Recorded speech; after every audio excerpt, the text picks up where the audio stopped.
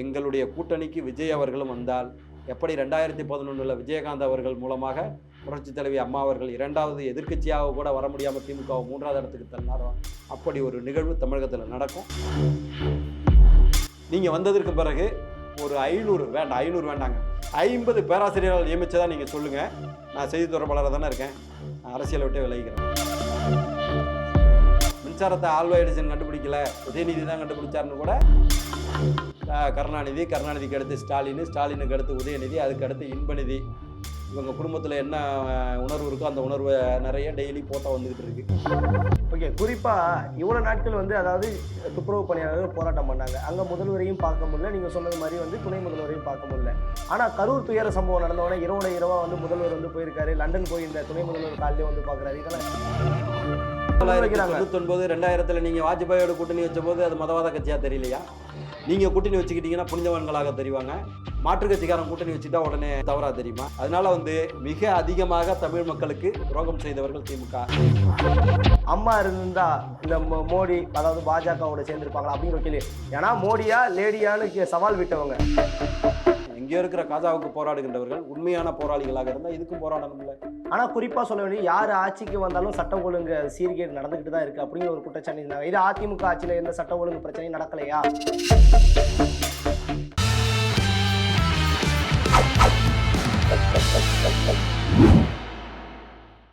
GeM தொலைக்காட்சி நேயர்களுக்கு வணக்கம். இன்றைய சிறப்பு நேர்காணலில் நம்மளுடன் அதிமுக செய்தி தொடர்பாளர் வழக்கறிஞர் காசிநாத பாரதி அவர்கள் இணைந்துள்ளார்கள். அவரிடம் அரசியல் சார்ந்த பல கேள்விகளை முன்வைப்போம். சார் வணக்கம். வணக்கம். எப்படி சார் இருக்கீங்க? நல்லா இருக்கோம். சார், இப்போ சமீப காலமாக நிறைய பேர் சொல்லக்கூடிய ஒரு தகவல் என்ன அப்படின்னா, திமுக கூட்டணியானது மிக வலுவான கூட்டணியாக அமைகிறது அப்படிங்கிற ஒரு விஷயத்த சொல்கிறாங்க. இதை எப்படி பார்க்குறீங்க? ஃபஸ்ட்டு, கூட்டணி வலுவாக இருக்கலாம், வலுவான கூட்டணி மட்டுமே ஒரு வெற்றியை பெற்று தந்துருமான்னு கேட்டிங்கன்னா வாய்ப்பு கிடையாது. அதுக்கு உதாரணம் என்னால் நல்லா சொல்ல முடியும். 2016 மக்கள் நல கூட்டணி தேமுதிக அதற்கு தேர்தலில் எதிர்க்கட்சியாக இருந்த 48 சட்டமன்ற தொகுதிகளை வெற்றி பெற்று எதிர்க்கட்சியாக இருந்த தேசிய முற்போக்கு திராவிடர் கழகம், கம்யூனிஸ்ட் பேரியக்கங்கள், மதிமுக பல்வேறு கட்சிகள் இணைந்து அவர்களால் மொத்தமாகவே 3.5% வாக்குகளை தாண்ட முடியவில்லை. என்ன காரணம்னா, வெகுஜன மக்களுடைய விருப்பத்திற்கு எதிராக எந்த கூட்டணி அமைந்தாலும் அது வெற்றி பெறாது என்பதற்கு மக்கள் நல கூட்டணி ஒரு உதாரணம். அதில் இருந்த அந்த கட்சிகள் தனித்தனியாக போட்டிகிட்டு இருந்தாலே 3.5% வாக்கை வாங்கியிருப்பாங்க. அதனால் இன்றைக்கு செயல்படுகின்ற திமுக அரசு மக்கள் விரோத அரசுன்னு ஒட்டுமொத்த தமிழக மக்களும் எப்போது இந்த அரசை வீட்டுக்கு அனுப்புவதுங்கிற அடிப்படையில் மக்கள் தயாராக இருக்கிறார்கள். அதனால் அந்த கூட்டணி வலுவாக இருப்பதால் மட்டுமே வெற்றி பெற்று விட முடியும்னா அது அப்படி ஒரு மாயையை திராவிட முன்னேற்ற கழகம் கட்டமைத்துக் கொண்டிருக்கிறது. திராவிட முன்னேற்ற கழகத்தை பொறுத்த வரைக்கும் முதல்வர் மு க ஸ்டாலினாக இருக்கட்டும், துணை முதல்வர் உதயநிதி ஸ்டாலினாக இருக்கட்டும், பேசும் இடங்கள் எல்லாமே 200 தொகுதிகளுக்கு மேலே திமுக கூட்டணியானது வெற்றி பெறும், ஆட்சி அமைக்கும் அப்படிங்கிற ஒரு விஷயத்தை முன்வைக்கிறாங்க. இதை எப்படி பார்க்குறீங்க? நிச்சயமாக அதாவது எல்லா கட்சிகளும் அவங்கவுங்க கட்சி 200 தொகுதி 300 தொகுதியை வெற்றி பெறுறது. இப்போ எங்களுடைய பொதுச் செயலாளர் எடப்பாடியார் சென்ற பொதுக்குழுவில் 210 தொகுதிகளில் வெற்றி பெறுவோம்னு சொல்லியிருக்கிறாங்க. அது அவர்களுடைய கட்சி தொண்டர்களை இது பண்ணுவதற்காக இருக்கலாம். ஆனால் இன்றைக்கு தமிழகத்தில் செயல்படுகின்ற அரசு அந்த உதயநிதி அன்கோவை தவிர, உதயநிதியினுடைய நண்பர்களை தவிர தமிழகத்தில் இருக்கின்ற யாரும் மகிழ்ச்சியாக இல்லை. அவங்க கட்சிக்காரர்களே சரி, அவங்க கட்சிக்காரர்களே சொல்லுகிறாங்க எடப்பாடியார் அரசு நல்ல அரசாக இருந்துச்சுன்னு. அதனால் எந்த விதத்துலேயும் வாய்ப்பு கிடையாது. அவங்க வந்ததில் ஒரு நல்லது செஞ்சாங்க அப்படின்னு சொன்னால் அந்த 1000 ரூபாய் தொகை, இந்த 1000 ரூபாய்க்கு கூட அன்றைக்கி ஒரு விழா எடுத்து மகளிர் விழான்னு சொல்லி உரிமைத்தொகை விழான்னு சொல்லி இது பண்ணாங்க. ஓகே சார், இப்போ அதில் 1000 ரூபா கொடுத்ததை பெருமையாக பேசிக்கிறாங்க, சந்தோஷம், வரவேற்போம். ஆனால் ஏறக்குறைய மின்சார கட்டணத்தை மும்முறை உயர்த்தியதிலிருந்து இன்றைக்கு தமிழகத்தில் 48,000 கோடி டாஸ்மாக் மூலம் வசூலாகிறது. இந்த டாஸ்மாக் ஒரு நிமிஷம் முடிச்சாரன். இந்த டாஸ்மாக் மூலம் வருகின்ற இந்த 48,000 கோடி என்பது அந்த அவங்க வீட்டுக்காரன் மூலமாக அந்த லேடிஸ்களுக்கு போக வேண்டிய, அந்த மகளிருக்கு போக வேண்டிய தொகை தான் டாஸ்மாக்கு மடைமாற்றம் செய்யப்படுகின்றது. நீங்கள் மின்சார கட்டணத்தை 500 ரூபா கட்டிக்கிட்டு இருந்தவனா இன்றைக்கி 3 மடங்கு உயர்த்தி 1500, 2000, 3000 சொல்லி ஒவ்வொரு மகளிரிடமிருந்தும் ஒவ்வொரு குடும்பத்திடமிருந்தும் 10,000, 20,000 ரூபாயை பிடுங்கி கொண்டு அவருக்கு ஒரு 1000 ரூபாயை கொடுக்கறதுங்கிறது அதை சாப்பாட்டை பிடுங்கிக்கிட்டு டீ கொடுக்கறது மாதிரி ஒரு உதாரணத்தை நம்மளால் சொல்ல முடியும். இப்போ இந்த மகளிர் உதவித்தொகைன்னு ஒன்று சொன்னீங்க, ஆனால் இது ஸ்டார்டிங்கில் எல்லாருக்கும் கொடுப்போம் அப்படிங்கிற ஒரு விஷயத்தை வந்து சொல்லியிருந்தாங்க. குறிப்பிட்ட அதுக்கப்புறம் வந்து ஒரு சில தகுதிகள், இந்த தகுதியின் அடிப்படையில் வந்து தரப்படும் அப்படின்னு சொன்னாங்க. இப்போ சமீபமாக இந்த ஒரு வாரத்தில் வந்து பார்த்தீங்கன்னா அந்த மறுக்கப்பட்ட எல்லாருக்கும் வந்து அந்த 1000 ரூபாய் அப்படின்னு சொல்லியிருக்காங்க. இதை பற்றி எப்படி திரும்பியும் 13 லட்சம் பேருக்கு அதில் வந்து 23 லட்சம் பேருக்கு ரிஜெக்ட் ஆகியிருக்கிறாங்க. அது வந்து இந்த கொடுக்கப்படுகின்ற அந்த தொகையுமே தாழ்த்தப்பட்ட மக்களுக்கான, அட்டவணை மக்களுக்கான, SC/ST மக்களுக்கான, மாணவர்களுக்கான தொகை 2500 கோடி ரூபாயை மடமாற்றம் செய்து விட்டார்கள் என்று SC/ST கமிஷன் மத்தியிலிருந்து வந்து நோட்டீஸ் கொடுத்துருக்கு தமிழக அரசுக்கு. உங்களுக்கு நல்லா தெரியும், படிச்சிருப்பீங்க. அப்போ அதுவும் கூட கடைத்தங்க எடுத்து வழிப்பிள்ளையாருக்கு உடைச்சிட்டு போன கதையாக தான் அது இருந்திருக்கு. 2500 கோடி ரூபாய் என்று சொன்னால் தாழ்த்தப்பட்ட பட்டியலின மாணவர்கள், லட்சக்கணக்கான மாணவர்கள் கல்வி பயில வேண்டிய தொகையை நீங்கள் வாக்கு வாங்குகின்ற வாக்குக்காக மட்டுமே இன்றைக்கு மடைமாற்றம் செய்திருக்கிறீர்கள் என்பதே தமிழ்நாட்டு மக்களுக்கு நல்லாவே தெரியும். இதனால் எந்த விதமான பிரயோஜனமும் இருக்காதுங்கிற கருத்தை பற்றி வைக்கிறது. இதற்கு முன்னாடி வந்து நாடு போற்றும் 4 ஆண்டு ஆட்சி அப்படின்னு சொல்லி விளம்பரங்கள்லாம் நிறைய நம்ம வந்து பண்ணியிருக்காங்க, பார்த்துருக்கோம். நாடு போற்றும் 4 ஆண்டு ஆட்சி, அதாவது திராவிட மாடல் ஆட்சி எப்படி இருந்துச்சுன்னு நீங்கள் நினைக்கிறீங்க? யாருடைய ஆட்சி? இவருடைய ஆட்சி, திராவிட மாடல் ஆட்சி. இந்த திராவிட மாடல் ஆட்சியா? இந்த திராவிட மாடல் ஆட்சியில் வந்து சட்டம் ஒழுங்குன்னு ஒன்று இருக்கா, உங்களுக்கு தெரியுமா? கேள்விப்பட்டிருக்கீங்களா? தினந்தோறும் விலை ஏறி இறங்குகின்ற தங்கம் விலை நிலவரம் போல கொலை நிலவரம் இதுவரைக்கும் 5500 கொலைகள் நடந்திருக்கின்றன இந்த ஆட்சி வந்ததற்கு பிறகு. அவர்களுடைய சமூக நலத்துறை அமைச்சராக இருக்கின்ற கீதா ஜீவன் 6999 போக்சோ வழக்குகள் தமிழகத்தில், போக்சோன்னா இளம் குழந்தைகளுக்கு எதிரான பாலியல் குற்றச்சாட்டு வழக்குகள், அந்த பாலியல் குற்றச்சாட்டு வழக்குகள் 6999 தமிழகத்திலே பதிவாகி இருக்கிறது. 114 கோடி ரூபாய் நாங்கள் இழப்பீடு கொடுத்துருக்கிறோன்னு பெருமையாக சொல்கிறதா அதை நினைத்து கொண்டு தன்னுடைய அரசுக்கான இழுக்கை அவரே உருவாக்கி விட்டார். 6999 பெண் குழந்தைகளுக்கு பாதுகாப்பு இல்லாத சூழ்நிலை இங்கே இருக்குது. தமிழகத்தில் 8 வயது குழந்தை முதல் 80 வயது மூதாட்டி வரை பத்திரமாக பாதுகாப்பாக இருக்க முடியாத சூழல் இங்கே நிலவி கொண்டிருக்கிறது. போதைப் பொருட்களின் காடாக தமிழகம் மாறிவிட்டது. யாராவது அரசு ஊழியர்கள் தொடர்ந்து போராட்டத்தில் ஈடுபட்டு கொண்டிருக்கிறார்கள். 520 வாக்குறுதிகளை கொடுத்துவிட்டு ஆட்சிக்கு மக்களை ஏமாற்றிவிட்டு வந்தார்கள். 520 ஏறக்குறைய 80% வாக்குறுதிகள் நிறைவேற்றப்படவில்லை. குறிப்பாக தமிழகத்தில் ஏறக்குறைய 23 லட்சம் அரசு ஊழியர்கள் இருக்கிறார்கள். அவர்கள் பழைய ஓய்வூதிய திட்டம் தங்களுக்கு கிடைக்கும் என்று சொல்லி, ஏன்னா இந்த திராவிட முன்னேற்றக் கழக அரசை ஆட்சி கட்டிலே எப்போதுமே ஏற்றி வைக்கக்கூடியவர்கள் என்பவர்கள் அரசு ஊழியர்கள், உங்களுக்கு நல்லா தெரியும். அந்த பேக்போனாக இருக்கின்ற அந்த அரசு ஊழியர்களே தொடர்ந்து போராட்டத்தில் ஈடுபட்டு கொண்டிருக்கிறார்கள். அவர் சென்ற வாரம் கூட டிட்டோ ஜாக் என்கின்ற ஆசிரியர்களுடைய சங்கங்கள் போராட்டத்தை அறிவித்தது. அதில் இருக்கிற மாவட்ட பொறுப்பாளர்கள் அத்தனை பேரும் அவர்களுடைய வீடுகளிலே ஹவுஸ் அரெஸ்ட் செய்யப்பட்டார்கள்ங்கிறதெல்லாம் எல்லாருக்கும் தெரியும். தொடர்ந்து பள்ளிக்கல்வித்துறை வளாகத்தில் ஆசிரியர்கள், தொடர்ந்து பகுதி நேர ஆசிரியர்கள் ஏறக்குறைய 16000 பேர் தங்களுக்கு பணி நிரந்தரம் கொடுக்குறதா சொல்லி அந்த வாக்குறுதியில் கொடுத்தாங்க.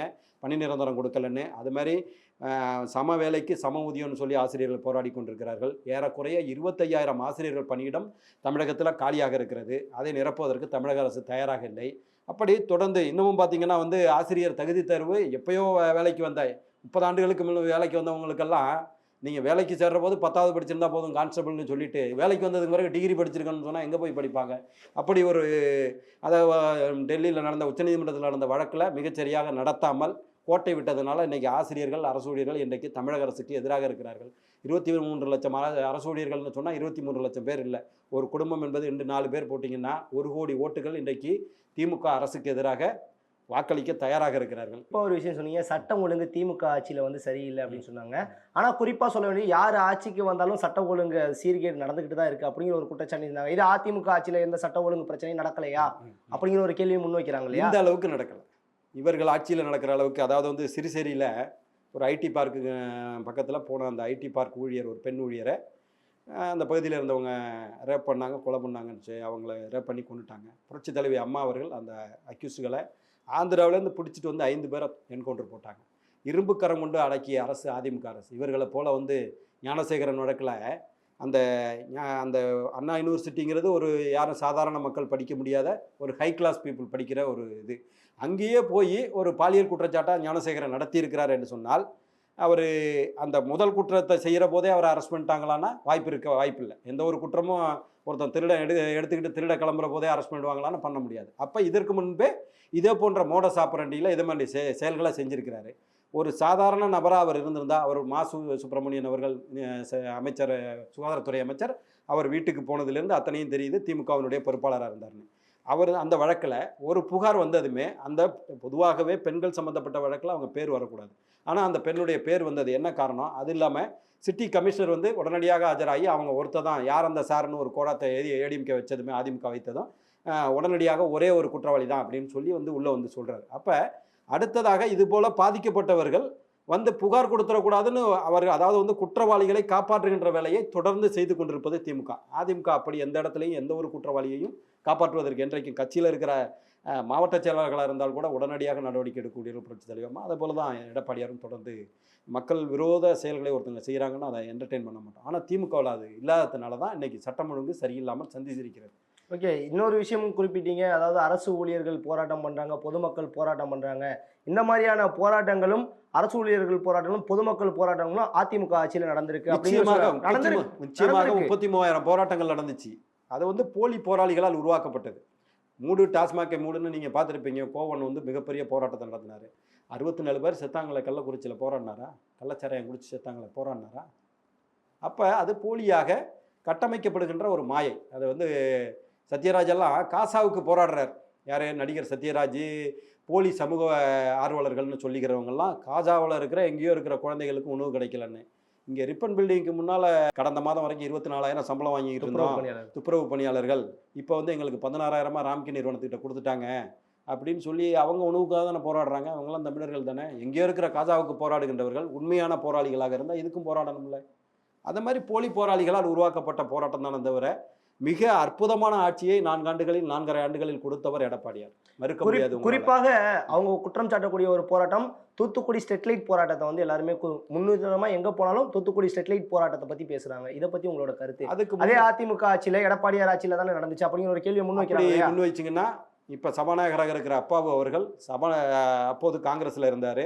தாமிரபரணி ஆற்றில் அன்னைக்கு நடந்த ஒரு போராட்டத்தில் அவர்களை வழிநடத்தி கொண்டுட்டு போயிட்டு இருக்கும் போது நடந்த துப்பாக்கிச்சூடு அண்டு இதில் காவல்துறையினுடைய அட்டாக்கில் 28 பேர் கொல்லப்பட்டார்கள். தாமிரபரணி ஆற்றில் மூழ்கி. அந்த போராட்டத்தை அன்றைக்கு முன்னெடுத்தவர் இன்றைக்கு சபாநாயகராக இருக்கிற அப்பாவு. அப்படியெல்லாம் வந்து மாறி மாறி குற்றச்சாட்டுகளை சொல்கிறதுனால நாங்கள் தப்பு செஞ்சோன்னு தானே உங்களுக்கு ஆட்சியை கொடுத்தாங்க. அப்புறம் அதே தப்பை நான் செய்கிறேன்னு சொன்னால் அது எப்படிங்க? அப்போ குறிப்பாக வந்து சொன்னாங்க ஸ்டெர்லைட் போராட்டத்தை பொறுத்த வரைக்கும் சொன்னது என்னன்னா, ஒரு முதலமைச்சர் காலையில் எழுந்திரிச்சு பார்த்துட்டேன், நியூஸில் பார்த்தேன் அப்படின்னு சொல்லக்கூடிய ஒரு செய்தியெல்லாம் வந்து எப்படி? அதுக்கு நான் உதாரணம் சொல்கிறேனே, போதையின் பாதையிலே செல்லாதீர்கள்னு சொல்கிறாரு இன்னைக்கு இருக்கிற முதலமைச்சர். அந்த சட்டம் ஒழுங்கு யாருடைய கைகளில் இருக்கிறது? ஹோம் டிபார்ட்மெண்ட் யார்கிட்ட இருக்குது? இதே மு க ஸ்டாலின்ட்ட தானே இருக்குது. இவர் வந்து சட்டம் ஒழுங்கை சரிப்படுத்த வேண்டியவர். யாரோ ஒரு என்ஜிஓ அதை சொல்லலாம், ஒரு சினிமா நடிகர் அதை சொல்லலாம். உங்கள் கையில் காவல்துறை இருக்கிறது. காவல்துறையை முடுக்கி விட்டு எவன் போதைப் பொருளை கடத்துறானோ அவனை அரெஸ்ட் பண்ணாமல் நீங்கள் வந்து போதையின் பாதையில் செல்லாதீர்கள்னு சொன்னால் தன்னால் அந்த சட்டம் ஒழுங்கை சரியாக செயல்படுத்த முடியவில்லைன்னு அவர் ஒப்புதல் வாக்குமூலம் கொடுக்குறதா தானே அர்த்தம். ரைட்டுங்களா? அவர் அட்வைஸ் செய்ய வேண்டிய இடத்துல இல்லை, ஆர்டர் போட வேண்டிய இடத்துல இருக்கார். ரைட்டுங்களா? அவர் வந்து போதையின் பாதையில் செல்லாதீர்கள்னு. போதையின் பாதையில் யார் கொண்டு போயிட்டுருக்கிறா? ஜாபர் சாதிக் யார்? மெத்தப்பட்ட பையனை உலகத்துக்கு அறிமுகப்படுத்தினது யார்? நீங்கள் கேள்விப்பட்டிருக்கீங்களா? திமுக ஆட்சிக்கு முன்னால் மெத்தப்பட்ட பையன் ஒரு போதைப் பொருள் இருந்ததை நீங்கள் கேள்விப்பட்டிருக்கீங்களா? நீங்கள் கேள்விப்பட்டீங்களோ இல்லையா? நான் கேள்விப்பட்டது கிடையாது. மெத்தப்பட்ட பையனை யார் கொண்டு வந்தது? யார் சொன்னால்?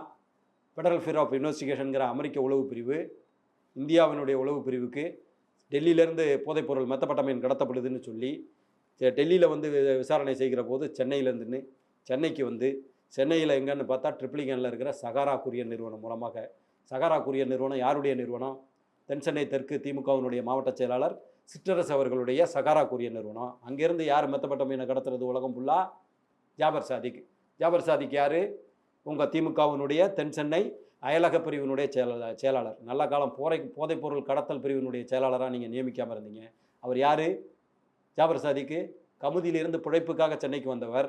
பல்லாயிரம் கோடிகளுக்கு அதிபதியாக பல படங்களை ஒரே நேரத்தில் எடுக்கின்ற ஏவிஎம் நிறுவனமே வித்து போயிடுச்சு. இன்னைக்கு வந்து அவங்களால படம் எடுக்க முடியலை. அவர் யாரோடு படம் எடுக்கிறார்? உதயநிதி அவர்கள் மனைவி கிருத்திகா உதயநிதியோடு கோ ப்ரொடியூசராக மங்கைங்கிற படத்தை எடுக்கிறாரு. அவர் இந்த கட்சியினுடைய பொறுப்பாளராக அறிவிச்சிருக்கீங்கன்னா ஒருத்தரை வந்து ஒரு பொறுப்பாளராக அறிவிக்கிறீங்க உங்கள் இயக்கத்தில்னா அவருடைய பின்பலத்தை பற்றி அறிய மாட்டீங்களா? உலக அளவில் மெத்தப்பட்ட மீன்கிற போதைப் பொருளை கடத்துகின்ற அதனுடைய மூலப்பொருளாக இருக்கிற சூடோபிட்ரேனை வச்சு அதை தயாரிக்கின்ற ஒரு போதைப்பொருள் கடத்தல் ஆசாமியை அயலக பிரிவினுடைய பொறுப்பாளராக வைத்துக்கொண்டு நாங்கள் நல்லாட்சி நடத்தணும்னு நீங்கள் சொன்னீங்கன்னா நாட்டில் யாரும் வந்து நம்ப தயாராக இல்லை. ஓகே. குறிப்பா வந்து இப்ப இந்த கடந்த 4 மாதங்களாக திமுக ஆட்சி வந்து நிறைய விஷயங்கள வந்து கொண்டு வராங்க. ஆமா, அதாவது எலெக்ஷன் குறிப்பா வருது இல்ல, அந்த தேர்தல் ஒரு விஷயம். இப்ப தேர்தல் குறிப்பா வருது வந்து இல்ல, இன்னும் நிறைய கொண்டு வருவாங்க. தேர்தல் வருது இல்ல. இந்த இளைஞர்களுக்கு 4.5 வருஷமா என்ன பண்ணிட்டு இருந்தீங்க? தூங்கிட்டா இருந்தீங்க, கோமாவுல இருந்தீங்க. இப்ப குறிப்பா வந்து ஒரு விஷயம் என்னன்னா, அது அரசு கல்லூரியில் படிக்கக்கூடிய மாணவர்களுக்கு இலவச லேப்டாப் அதாவது ஒரு 10 லட்சம் பேருக்கு தருவதாகவும் முதலமைச்சர் அறிவிச்சிருக்காரு. இத பத்தி என்ன இதெல்லாம் நினைக்கிறீங்க? யார் கொண்டு வந்தது? மாணவர்கள் வந்து விஞ்ஞான பூர்வமாக கல்வி பயிலணும்னு சொல்லி இதை யார் கொண்டு வந்தது? புரட்சித் தலைவி புரட்சித் அம்மா தலைவி அவர்கள் அம்மா கொண்டு அவர்கள் வந்தது. 11வது 12வது படிக்கும்போது இருக்கட்டும். 52 லட்சம் பேருக்கு மேல அப்பயே கொடுத்திருக்காங்க. படிச்சிருவாங்க. அப்புறம் ஏன் நீங்க வந்து காலேஜில் கொடுக்குறீங்க? இவங்களே வந்து காலேஜில் கொண்டாந்து கொடுக்குறாங்கன்னா அப்போ 10வது 12வதுல கொடுக்கலன்னு இவங்களே ஒப்புதல் வாக்குமூலம் கொடுக்குறாங்க. அதான காரணமா இருக்க முடியும்? யார் நிறுத்தினது? தாலிக்கு தங்கம் 53 லட்சம் பெண்களுக்கு இன்னைக்கு ஒரு பவுன் நகை இன்னைக்கு என்ன 1 லட்சம் ரூபா 8 கிராம் தங்க நகையை கொடுத்தது வந்து யாரு? புரட்சித் தலைவி அம்மா அவர்கள். 53 லட்சம் பெண்களுக்கு நீங்க கொடுத்தீங்களா? அது என்ன தேர்தல் நெருங்குறப்ப மட்டும் தமிழ்நாட்டு மக்கள் மீது பாசம் வரும்? இப்போ 4.5 வருஷமா இந்த தமிழ்நாட்டு மக்கள் இங்கே இல்லையா? நீங்கள் எங்கேயும் வெளிநாட்டில் இருந்தீங்களா, இல்லை கோமாவில் இருந்தீங்களா? நான் கேட்குறோம். நீங்கள் வந்து கல்லூரி படிக்கின்ற மாணவர்களுக்கு என்ன செய்யணும்? சரி, கல்லூரி இப்ப பேராசிரியர்களை நியமிச்சிட்டிங்களா? நீங்கள் வந்ததற்கு பிறகு ஒரு 500 வேண்டாம், 500 வேண்டாங்க, 50 பேராசிரியர்கள் நியமிச்சதா நீங்கள் சொல்லுங்கள். நான் செய்தி தொடர்பாளராக தானே இருக்கேன், நான் அரசியலை விட்டே விலகிக்கிறேன், வக்கீலாக மட்டும் இருந்துக்கிறேன். Okay sir. இப்ப இல்லை, குறிப்பா ஒரு கல்லூரி கேள்வி மாணவர்களுக்கு கல்வி பயிலணும்னா யாரை கொண்டு வரணும்? பேராசிரியர் பேராசிரியர்களை. அதை போடாமல் விட்டுட்டு நான் லேப்டாப்பை கொடுத்தேன்னா லேப்டாப்பை எப்படி யூஸ் பண்ணணும்னு அந்த பையனுக்கு தெரியணும்ல. அதுக்கு பேராசிரியரை நியமிச்சிங்கன்னா தானே பண்ண முடியும். இதே கேள்வியை மாத்தி அவங்க வச்சாங்கன்னா 11வது 12வது வகுப்பு படிக்கும் மாணவர்களுக்கு என்ன அது தெரியும் ஆசிரியர்களுக்கு ட்ரைனிங் கொடுத்து தான் இத்தனை வருஷமா கொடுத்துக்கிட்டு இருக்கோம். அப்படிங்கிற ஒரு கேள்வி இல்ல. முன் வைப்பாங்க சார். இதெல்லாம் இல்லை இல்லை இல்லை, நீங்கள் பேராசிரியர்களே நியமிக்காமல் நாங்கள் ஆசிரியர்களை நியமிச்சிருந்தோம். ஏறக்குறைய வந்து டிஎன்பிஎஸ்சி மூலமாக 49,000 அரசு ஊழியர்களை நியமித்தது அதிமுக அரசு. 11லேருந்து இது வரைக்கும் 7,000 விஓக்கள் என்கிற கிராம நிர்வாக அலுவலர்களை நியமித்தது அதிமுக அரசு. ஏறக்குறைய வந்து 3,500 முதுகலை ஆசிரியர்களை நியமித்தது அதிமுக அரசு. ஏறக்குறைய 14, எனக்கு சரியாக கணக்கு தெரியல, 14 to 15,000 இடைநிலை ஆசிரியர்களை நியமித்தது. இந்த ஆசிரியர் தகுதி தேர்வுங்கிற ஒன்றை கொண்டு வந்ததும், ஆசிரியர்கள் தேர்வு வாரியம்னு ஒன்றை உருவாக்குனதும் புரட்சித் தலைவி அம்மா அவர்கள். அதனால் வந்து எந்த இடத்துலையும் நீங்கள் எங்களை வந்து குறைத்து மதிப்பிட வேண்டியதில்லை, எந்த இடத்துலையும் குறைத்து பேச வேண்டிய அவசியம் கிடையாது. இப்ப எதிர்க்கட்சிகள் அடுத்து நீங்கள் சொல்லுகின்ற அந்த மாணவர்கள் நீங்கள் காலேஜில் கொடுக்குறாங்கன்னு சொல்கிறீங்களா, இவங்கெல்லாம் 10வது 12வதுல ஏற்கனவே லேப்டாப் வாங்கியிருப்பாங்க எங்கள் ஆட்சியில், அதிமுக ஆட்சியில். அதனால கொடுத்தவங்களுக்கே கொடுக்குறது எல்லாமே மக்களை ஏமாத்துறதுக்காக. இவங்க இப்போ இன்னைக்கு காலேஜ் படிக்கிறான்னா அவன் 3-4 வருஷத்துக்கு முன்னே ஸ்கூல் படிச்சிருப்பான், பள்ளியில் வந்து நாங்கள் கொடுத்துருப்போம். அதனால் வந்து நீங்கள் ஒவ்வொரு விஷயத்துக்கு மூடு விழா நடத்திவிட்டு அடுத்த விஷயத்துக்கு திறப்பு விழா நடத்துவது, அதுவும் 4.5 ஆண்டுகள் கடந்ததற்கு பிறகுங்கிறது, யாரும் இங்கே வந்து கல்வியறிவு இல்லாமல் இல்லை. இது ஒன்றும் பீகாரோ இது எங்கே ராஜஸ்தானோ கிடையாது. தமிழகத்தில் எல்லாருக்கும் கல்வியறிவு இருக்குது. எல்லாருமே கேரளாவை விட வெல் எஜுகேட்டடாக இருக்காங்க. அதனால இங்கே யாரையும் ஏமாற்ற முடியாது. Okay sir. இப்போ குறிப்பாக ஒரு கேள்வியை முன்வைப்பாங்க. அதாவது எல்லா இடத்துலையும் அதிமுக பிரச்சாரம் செய்யும்போது புரட்சி தலைவி மாண்புமிகு அம்மா அவர்களோட ஆட்சியை கொடுப்போம், அம்மா செஞ்சதை போல செய்வோம் அப்படிங்கிற ஒரு பிரச்சாரத்தை முன்வைக்கிறீங்க. அம்மா இருந்தா இந்த மோடி அதாவது பாஜகவோட சேர்ந்திருப்பாங்களா அப்படிங்கிற ஒரு கேள்வி. ஏன்னா மோடியா லேடியான்னு சவால் விட்டவங்க அதே பாஜக கூட ஏன் கூட்டணி வைக்கிறீங்க அப்படிங்கிற ஒரு கேள்வி. அதே மாதிரி அம்மா இருந்தா நீட்டுக்கு எதிர்ப்பு இருந்தாங்க, ஆனா அந்த நீட்டுக்கு நீங்க இப்ப ஆதரவு தானே தெரிவிச்சிட்டு இருக்கீங்க அப்படிங்கிற ஒரு கேள்வி வைக்கிறாங்களா? ஆதரவெல்லாம் நீங்க ஒரு பத்திரிகையாளராக அப்படி சொல்லக்கூடாது. நீட்டுங்கிற ஒரு இதை வந்து மெடிக்கல் கவுன்சில் ஆஃப் இந்தியாவில் 2009 கொண்டு வந்தது யார் உங்களுக்கு தெரியுமா? 2009 யார் ஆட்சியில் இருந்தா? திமுக அங்கம் வகித்த ஐக்கிய முற்போக்கு கூட்டணி அரசு. அதை பாராளுமன்றத்தில் யார் முன்மொழிஞ்சா உங்களுக்கு தெரியுமா? திமுகவை சேர்ந்த மத்திய சுகாதாரத்துறை இணையமைச்சராக இருந்த காந்தி செல்வன். இந்த திட்டத்தை கொண்டுட்டு வந்ததே திமுக. அப்புறம் அவங்க நாங்கள் எதுக்குறோன்னு சொல்கிறது வந்து ஊரை ஏமாற்றுகின்ற வேலை. என்ன ரைட்டுங்களா? யாரும் இங்கே வந்து கல்வி அறிவு இல்லாமல் யாரும் இல்லை. நீங்கள் கொண்டு வந்துட்டு நீங்களே எதுக்குறதுன்னு. பிறகு வந்ததுங்கிறது வந்து உச்சநீதிமன்ற ஆணை. உச்சநீதிமன்றம் என்ன ஆணை போட்டுச்சு உங்களுக்கு தெரியுமா? அல்டாமஸ் கபீர் என்ன போட்டார் தெரியுமா உங்களுக்கு? அனில் தவே என்ன போட்டார் தெரியுமா? விக்ரம் சித்ஜன் என்ன போட்டார் உங்களுக்கு தெரியுமா? அல்டாமஸ் கபீர் பெஞ்ச் வந்து இந்தியா முழுமைக்கும் ஒரே மாதிரியான கல்வி முறை இல்லாத போது இந்தியா முழுமைக்கும் ஒரே மாதிரியான நீட்டை கொண்டு வரக்கூடாதுன்னு தான் ஆர்டர் போட்டாங்க. அதில் வந்து அனில் தவேங்கிற ஒரு ஜட்ஜ் மட்டும், 3 ஜட்ஜில் ஒரு ஜட்ஜ் மட்டும் அதில் டிசெண்டிங் வியூ தவறாக அதாவது மாற்று வியூ கொடுத்தார். அது அல்டாமஸ் கபீர் இருக்கிற வரைக்கும் கரெக்டாக இருந்துச்சு. அவர் ரிட்டையர்ட் ஆகி போனதற்கு பிறகு சங்கல்ப அறக்கட்டளைங்கிற ஒரு அறக்கட்டளை, இவர் வந்து அனில் தவே யார் டிசெண்டிங் ஆர்டர் எழுதினாரோ அவர்கிட்ட ஒரு ரிவ்யூ பெட்டிஷனை கொண்டு வந்து மாற்றி எழுதினவர் எப்படி தப்பாக எழுதுவார் திரும்ப? அவர் என்ன சொன்னாருன்னா, அரசியல் சாசன அமர்வு 7 நீதிபதிகள் அல்லது 11 நீதிபதிகள் கொண்ட அரசியல் சாசன அமர்வு இந்த நீட் தேர்வு வந்து அரசியல் அமைப்புக்கு உட்பட்டதா இல்லையாங்கிறத பிறகு விசாரணை செய்யுங்க, தற்போதைக்கு நீட்டை நடத்துங்கன்னு ஒரு ஆர்டரை போட்டு போனார். யார்? அனில் தவே பெஞ்சு திரும்ப ரிவ்யூ பெட்டிஷனில் போட்டுச்சு. சரி, அந்த நீட்டை ஒழிக்கிறேன்னு சொல்லி நாங்கள் எங்கேயும் போய் சொன்னோமா? திமுக அரசு திமுக சொல்லலை, உதயநிதி சொன்னார். ரைட்டுங்களா? உதயநிதி உங்களை போன்ற என்னை போன்ற ஒரு இளைஞர். எப்படி தாத்தா கருணாநிதி தமிழ்நாட்டு மக்களை ஏமாற்றிக்கிட்டு இருந்தாரோ, அப்பா ஸ்டாலின் எப்படி ஏமாத்துகின்றாரோ, அதை போலவே அவர் ஒரு தவறாக இது சொன்னார்ல, வாக்குறுதி கொடுத்தார்ல, எங்களுக்கு அதில் நீட்டை விளக்குவதற்கான அந்த நுட்பம் எங்களுக்கு தெரியும்னு சொன்னார். ரைட்டுங்களா? சார் அது சொன்னாரு. அதுக்கப்புறம் இப்போ ஒன்று சொன்னாரு. நான் சொல்ல வர்றேன். இப்போ ஒன்று சொன்னாரு. சொல்லிடுறேன், நீங்கள் சொல்லுங்க. அதனால நம்ம வந்து தமிழ்நாட்டு மக்களுக்கு வாக்கு கொடுத்துட்டோம். நம்ம ஒரு இளைஞர். இந்த உச்சநீதிமன்றத்தில் போய் அரசியல் சாசன அமர்வை கொண்டு வந்திருக்கலாமே, உருவாக்குங்கன்னு உச்சநீதிமன்றத்தில் போய் மனு போட்டிருக்கலாமே. எல்லாம் தமிழ்நாடு ஃபுல்லாக நீங்கள் மனுவை வாங்கி சேலம் மாநாட்டில் வடை மடிக்கிறதுக்கு கொடுத்தீங்க. ரைட்டுங்களா? எங்கேயாவது பிரயோஜனமா, மக்களுக்கு பிரயோஜனமா செஞ்சுருக்கலாமா? இல்லை, எனக்கு தெரியுது இல்லைங்க. நானும் அரசியலில் தான் இருக்கேன். என்னுடைய வயது ஒத்தவர் தான் அவர். அரசியல் சாசன அமர்வை உருவாக்கி இது அரசியல் அமைப்புக்கு உட்பட்டதா, இதை வந்து சாதாரண மக்கள் எழுத முடியுமா, ஏன் அனிதா சாவுது, போய் பேசியிருக்கலாமே. சார் இப்போ குறிப்பாக வந்து உதயநிதி அவர்கள் நீட்டை வந்து விளக்குறேன் அப்படின்னா, இப்போ நடுவில் ஒரு சில இடங்களில் வந்து சொல்லியிருந்தார். அதாவது மத்திய அரசு நாங்கள் கேட்ட நிதியே வந்து ஒரு சில இது தரமாட்டேங்கிறாங்க அப்படிங்கிற ஒரு விஷயத்தையும் வந்து முன்னிக்கிறாங்க. இப்போ அதிமுக தானே கூட்டணியில் இருக்குது, அவங்க சொல்லாமே மத்திய அரசுக்கிட்ட அப்படிங்கிற ஒரு கேள்வி சொல்கிறாங்க. நாங்கள் அதிமுக கூட்டணியில் இருந்தோம். நாங்கள் என்னென்ன பண்ணணும் சொல்லவா? பாதுகாக்கப்பட்ட வேளாண் மண்டலமாக உங்கள் ஊர், எங்கள் ஊர் தஞ்சாவூரை பாதுகாக்கப்பட்ட வேளாண் மண்டலமாக யார் அறிவித்தார்? எடப்பாடியார் தான் அறிவித்தார். டெல்டாக்காரன் அவர் சொல்லிக்கிட்டாரா? அவர் டெல்டாக்காரனும் கிடையாது. டெல்டாக்காரன் சொல்லிக்கிட்டு இருக்க ஸ்டாலின் என்ன பண்ணார் தெரியுமா உங்களுக்கு? மீத்தேன் எடுப்பதற்கு கையெழுத்து போட்டார் துணை முதல்வராக இருந்தபோது. ஹைட்ரோ கார்பன் எடுப்பதற்கு கையெழுத்து போட்டார். அந்த மண்டலத்தை, தஞ்சை மண்டலத்தை பாலைவனமாக ஆக்குவதற்கு முயற்சி செய்தவர் மு க ஸ்டாலின். அதே தஞ்சை மண்டலத்தை அந்த பசுமை மாறாமல் என்றைக்கும் சோழநாடு சோறு உடைத்து என்பதை இருக்க வேண்டும் என்று பாதுகாக்கப்பட்ட வேளாண் மண்டலமாக அறிவித்தவர் எடப்பாடியார். எந்த இடத்துலையும் நீங்கள் சொல்ல முடியாது. என்ன அதனால வந்து எந்த இடத்துலையும் நீங்கள் சொல்லுவீங்க கூட்டணியில் பாஜக கூட்டணியில் இருந்தோம் போனோம், எந்த இடத்துலையும் தமிழர்களுடைய உரிமையை அதிமுக விட்டு கொடுத்தது கிடையாது. குறிப்பா கூட்டணியை வச்சு தானே இப்ப எதிர்கட்சிகள் எல்லாம் பிரச்சாரம் பண்ணிட்டு இருக்காங்க. குறிப்பா வந்து அம்மையார் ஜெயலலிதா இருந்திருந்தால் அவரால் நிராகரிக்கப்பட்ட ஒரு கட்சி கூட நீங்க கூட்டணி வச்சிருக்கீங்க. பாஜக உள்ள வந்தா இந்துத்துவம் வந்துடும், மதவாதம் வந்துடும், RSS உள்ள வந்துடும் அப்படிங்கிற ஒரு இதை தானே முன் வைக்கிறாங்க, பிரச்சாரத்தை தானே முன் வைக்கிறாங்க. 1999 2000 நீங்க வாஜ்பாயோட கூட்டணி வச்ச போது அது மதவாத கட்சியா தெரியலையா? நீங்க கூட்டணி வச்சுக்கிட்டீங்கன்னா புனிதவான்களாக தெரிவாங்க. மாற்று கட்சிக்காரன் கூட்டணி வச்சுட்டா உடனே அது வந்து தவறாக தெரியுமா? நான் அப்போ அப்படி இருந்தால் நான் கேட்போமே, 1.5 லட்சம் ஈழ மக்களை கொண்ட தமிழினத்திற்கு துரோகம் செய்த காங்கிரஸோட நீங்கள் கூட்டணி வச்சுக்கிட்டு இருக்கீங்களே. அதே எங்களோட அதிமுக கூட்டணி வச்சிருக்கீங்க. இல்லை நீங்கள் வச்ச கொஸ்டினுக்கு தான் நான் மறு கொஸ்டின் சொல்கிறேன். நான் சொல்லலை, நான் வந்து இதை ஒரு குற்றச்சாட்டாக சொல்லலை. நீங்கள் சொன்னதுனால இப்படியும் ஒரு வாதத்தை எங்களால் வைக்க முடியும்னு நான் சொல்கிறேன். ரைட்டுங்களா?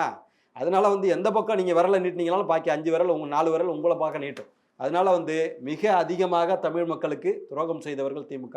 அதை மறைச்சிட்டு தமிழ்நாட்டில் இருக்கிற ஊடகங்களை, தமிழ்நாட்டில் இருக்கிற காட்சி ஊடகங்கள்லேருந்து சமூக ஊடகங்கள்லேருந்து எல்லாத்தையும் பெண் நிறுவனம் சபரீசன் அவர்களுடைய பெண் நிறுவனம் துட்டு கொடுத்து காசு கொடுத்து அதை வந்து விலைக்கு வாங்கி தமிழ்நாட்டு மக்களை ஏமாத்திடலான்னு நினைக்கிறாங்க. இந்த மூளையை தமிழ்நாட்டு மக்களுக்கு நல்லது செய்கிறதில் பயன்படுத்துங்க. துப்புரவு தொழிலாளர் என்னங்க கேட்டான்? 23,000 போன மாதம் வரைக்கும் சம்பளம் வாங்கிட்டு இருந்தோம். அந்த 23,000க்கு அவன் பட்ஜெட் வச்சுருப்பான். 10,000 12,000 வீட்டு வாடகை, பிள்ளைவ படிப்புக்கு ஒரு 5,000 6,000, மொத்தத்தில் அதில் ஒரு துண்டு விழுகிற பட்ஜெட்டாக வச்சுருப்பான். திடீர்னு கூட்டி நீ 16,000 தானே சொன்னால் அவன் போய் பிச்சை எடுப்பானாங்க. என்னங்க பண்ணுவான்? அவன் போராடுறான். நீங்கள் எதுக்கு எங்கேயோ இருக்கிற ஆந்திராவில் இருக்கிற ராம்கி நிறுவனத்துக்கு கொடுக்குறீங்க? ஒட்டு மொத்தமாக பேசி ஒரு 250 கோடியை கட்டிங்க வாங்கியிருப்பீங்க. தெரியல, அதாவது அப்படி தானே இருக்க முடியும். ஏன்னா அங்கே இருக்கிற ஆந்திராவில் இருக்கிற ராம்கி நிறுவனம் வந்து இங்கே மு க ஸ்டாலினுக்கு ஓட்டு போட போகிறல. இங்கே போராடினாங்களே லட்சக்கணக்கான ஆயிரக்கணக்கான துப்புரவு தொழிலாளர்கள் நடுராத்திரியில் அடித்து ஏற்றுனீங்களே.